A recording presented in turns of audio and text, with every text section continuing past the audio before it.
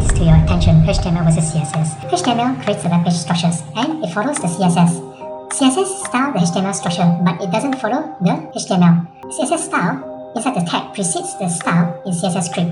What I mean is that the style inside the HTML tag precedes the style inside the CSS style tag. Let's run show. If you look at the HTML has got a width and height of 199 and 199. The CSS will always end with a px.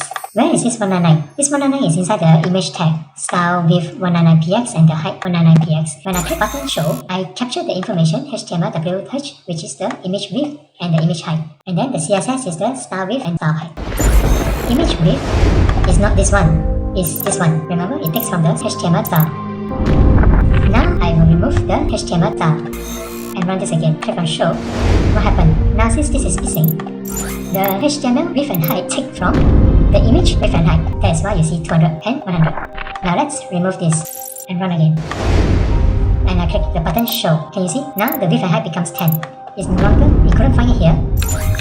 It couldn't find it here, so it takes from the HTML height and width, which is 1010.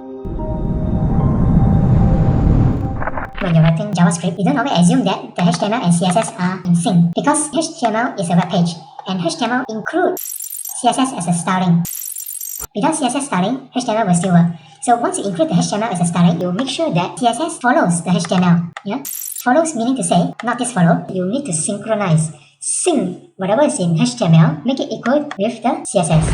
Make sure that your width here and the height here follows CSS, because once you are using a JavaScript to write, you need to access this width, but you cannot be access it if you don't have the information inside here.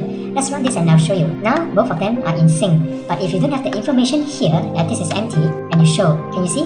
That information is never available. You need to sync your CSS with the HTML by including that information here. So thank you for watching. Bye bye.